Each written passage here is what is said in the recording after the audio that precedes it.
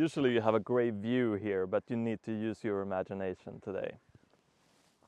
I would like to tell you about an art exhibition that I saw back in 2008 when I was a young student. We, my class and I, made a field trip up to Stockholm to see an exhibition at Magasin 3. The exhibition was about an artist named Christian Boltanski. I had never heard about him. I had never been to Magasin 3 before. I didn't know much about art in general. But this exhibition had a very big impact on me. I remember not much of what I saw, but I remember what I felt. I remember there was one room where you saw many portraits of people, photographs of people. And at the same time you heard heartbeats. It sounds kind of cliche when I say it like this now, but the photographs were so honest and you really saw the emotions and everything was so fragile. You really felt life and death. And that was the theme of this exhibition. What I do remember is walking down the stairs to this big exhibition room that they had one floor down. And the room was dimly lit, it was quite dark, and the artist had put these figures there made out of wood and put coats on them, and as heads they had like small light bulbs. And I remember that I was like a bit scared of these figures. So I was a bit apprehensive going into this room.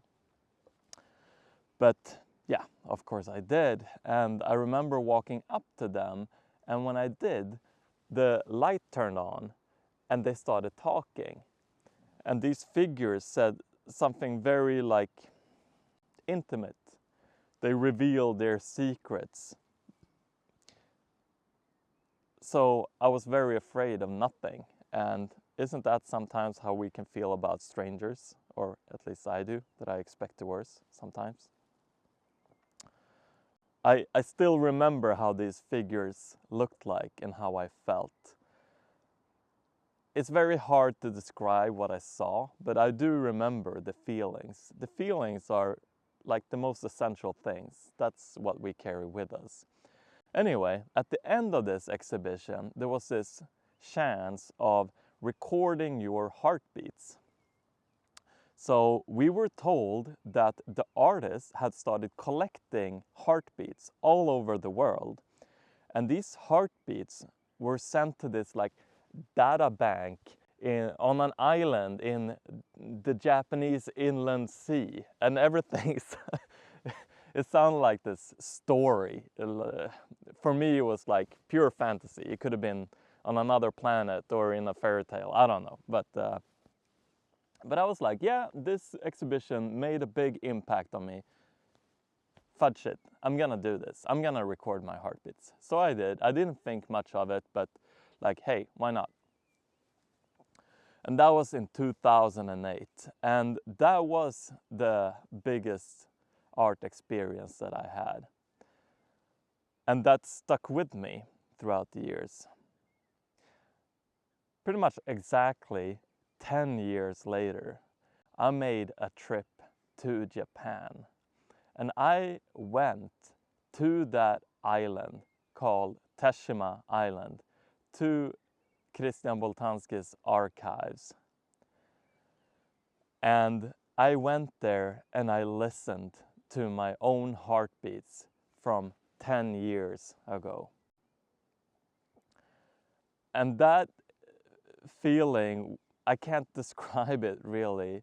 It was such an intimate thing. I listened to young Joachim when he was 21 years old, and all the thoughts about like my insecurities, how lost I was, but also like how certain I was of myself in certain situations, like all of this came out. And I remember that I was sitting in this little booth. I had the computer there and I had the headphones, and I found my name, and then you could look out through a window that was behind the computer, and you could see like the inland sea with the small islands.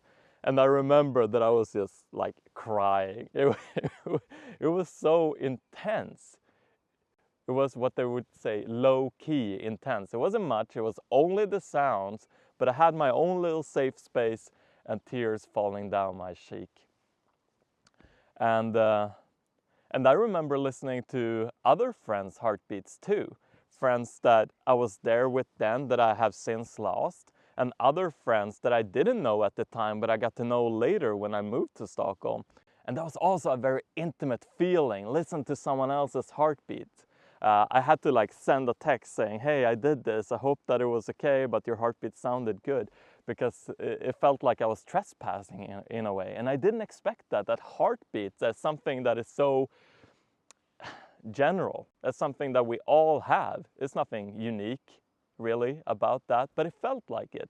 My purpose of telling you this is hopefully to inspire you.